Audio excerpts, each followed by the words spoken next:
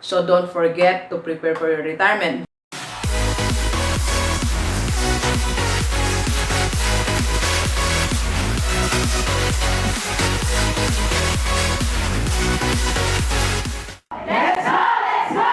Positive Day Delivers, this is Dr. Gigi Disunga from I Can Change Project. Magandang gabi sa lahat ng mga Delivers natin. And this is the first time po tayo mapanood sa YouTube channel. Thank you very much. Please subscribe, click mo na po yan, Doc Gigi Disunga. Alright, so it's Friday evening ngayon at happy weekend sa lahat ng mga Delivers natin. Kahit OFW dito sa Pilipinas. So, hope you will enjoy your weekend. Do something different this weekend para mabago ang buhay natin. Alright? Okay, so, do sa mga hardworking. Are you a hardworking person? Are you working more than 8 hours a day? Are you working even every Saturdays or Sunday afternoon? So, hardworking ka ba? Are you waking up earlier in the morning and sleeping late at night? So, gaano ka hard work? Alright? So, if you think na hardworking ka, sasabihin mo sa akin, Doc G, I have 3 sources of income and I'm working from 5 a.m. to 11 p.m. and Saturday. At marami akong ginagawa. I'm busy with my job, I'm busy with my side jobs, I'm busy with my business, online business, and vlog. Alright, so ako yata yun. Okay.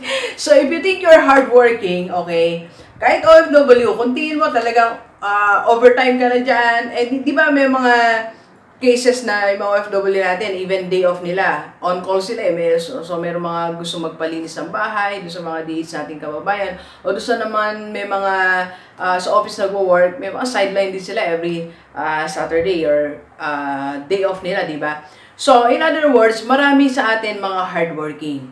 And this is my reminder, okay? Reminder ko, 4 things na hindi mo dapat kalimutan kung ikaw ay hardworking. Walang masama sa hardworking. In fact, I'm an advocate of hardworking. Ako nga, hindi pa ako agree dun sa work smarter eh. Sa akin, work harder.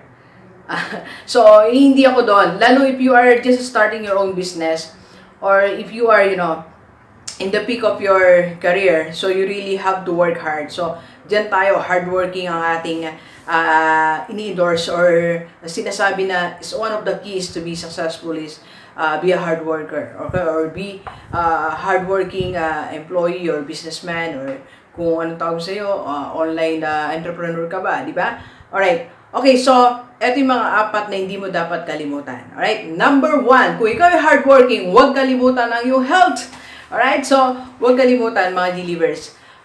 Isa lang ang buhay. Diba? Isa lang ang body natin, isang system lang yan. Pag nag-collapse ang system niyan, yari tayo. Diba? This is one thing na natutunan natin. Lalo nga, this past few weeks, medyo hindi maganda yung mga pakiramdam natin. Diba nga, one time, I drove myself going to emergency. Diba? Nagdadrive ako, hawak yung puso ko yung isa nagdadrive. Pupunta ako na emergency. So, kasi nga, na-abuse din siguro yung health ko. I'm working 40 hours a week as a full-time principal. Then nagpa-vlog, nagko-coach sa gabi, Sabado, di ba? Marami tayong ginagawa. So, medyo nalimutan natin yung health natin. Pero ngayon, bumabawi tayo sa health natin. So, meron tayong personal trainer, Sir Mike. So, naka 2 sessions na tayo. Maganda rin may trainer po tayo kasi alam niya kung paano tayo tansyahin, di ba? Yung mga workout na dapat para hindi sayang oras natin. Doon gagastos ka talaga, pero, di ba, hardworking ka naman, di ba? You are earning money, di ba? So, kaya mong magbayad ng personal coach mo.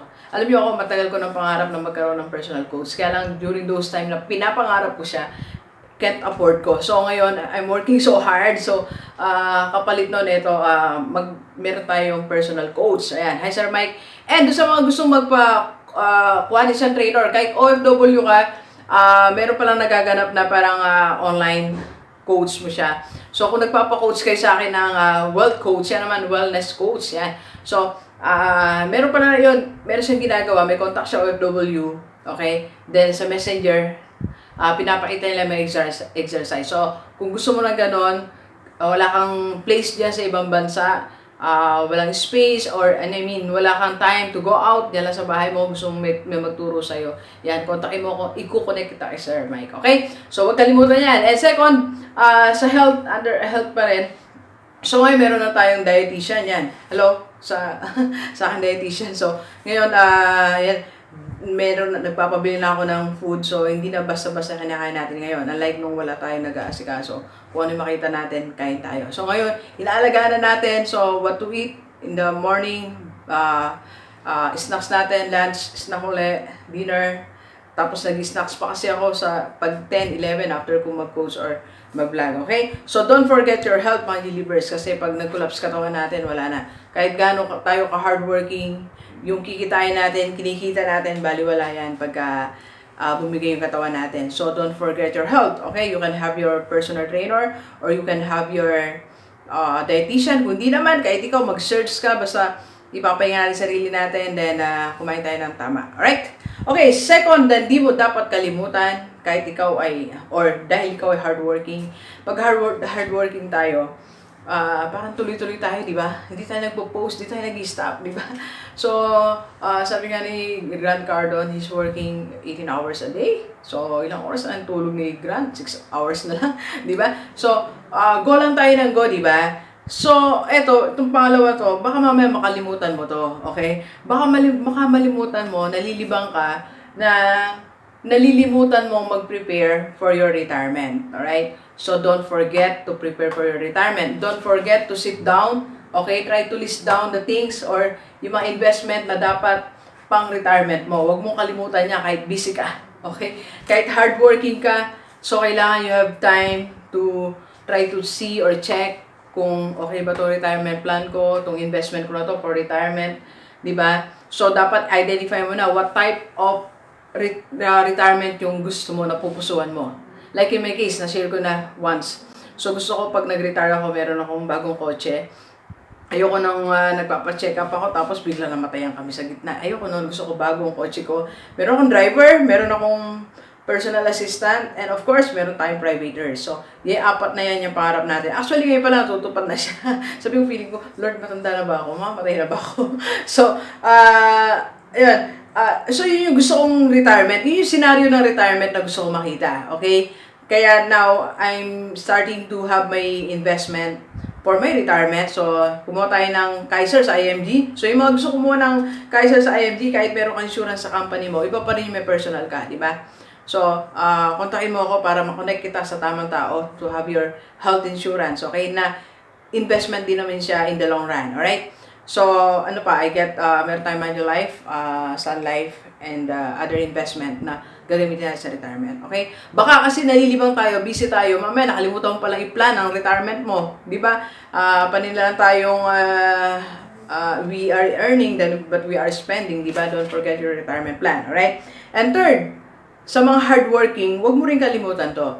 Don't forget your mission in life. Don't forget the things na gusto mong ipagawa sa ni Lord. Baka sobrang busy din natin, nalilimutan natin. What's your real mission in life? What's your purpose? Di bigyan natin, what is your reason? Don't forget your reason. Don't forget your purpose. Don't forget your why.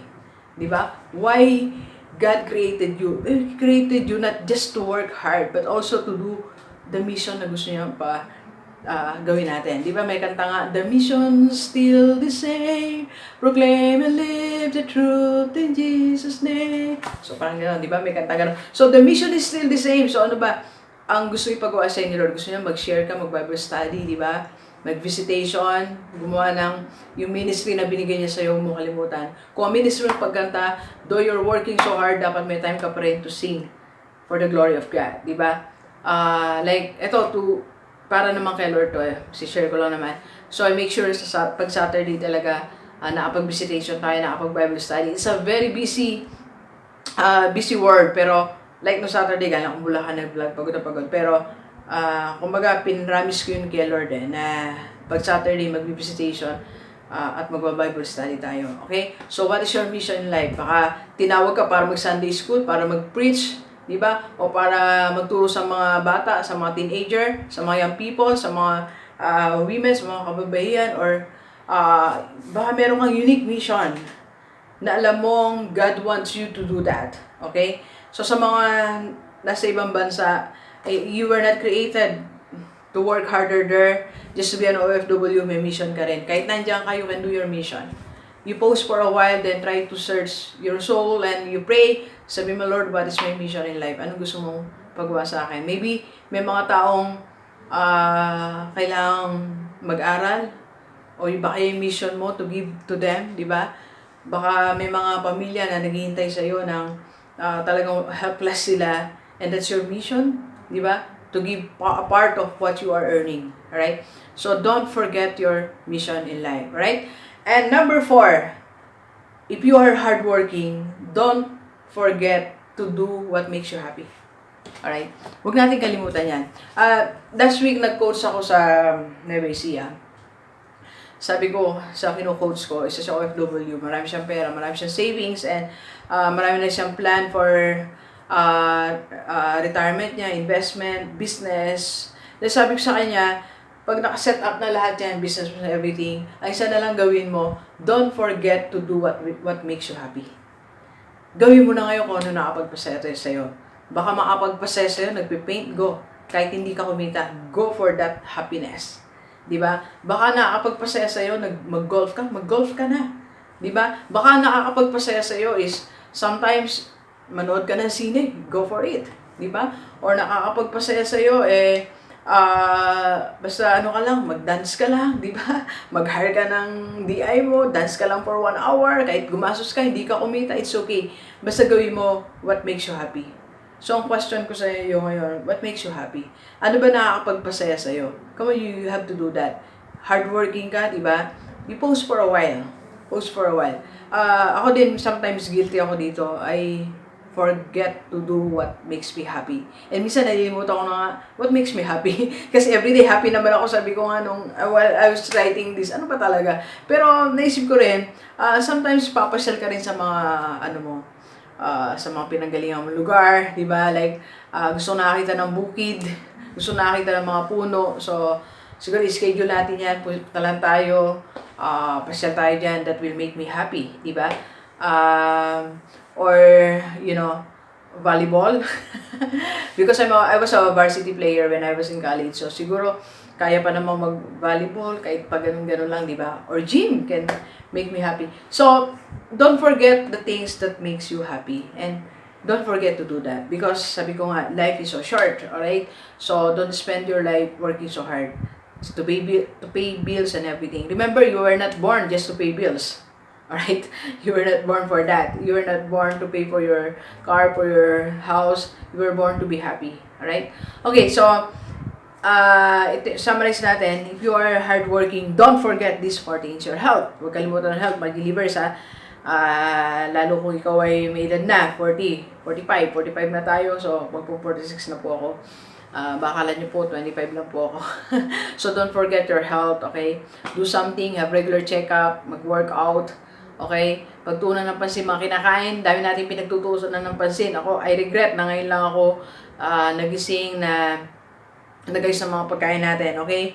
And, don't forget your retirement plan. Okay? Busy ka, pero wala kang plan sa retirement mo. Baliwala yung pagiging busy mo. Okay? So, dapat meron kang plan. And, don't forget your mission in life. Anong gustong ipagawa sa'yo ni Lord? And what makes you happy? You do it. What makes you happy? Pasyal ba sa hapon? Di ba? Mag-bargain, that will make you happy, go for it. Okay, mag-mall, that will make you happy, go for it. Alright?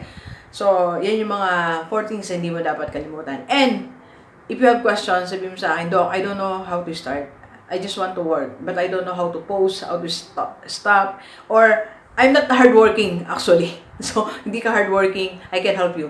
So, I can be your coach. Yan. So, tawagan mo ako 0939-525-4311 or message mo ko sa aking FB page, Dr. Gigi Sunga, or FB account Gigi Sunga, para magkausap tayo. I do online coaching and one-on-one coaching. And if you want to advertise your business, like sa Sabado, nasa Santa Ana, Manila tayo. This March 9, okay? Iba-vlog natin isang business dyan.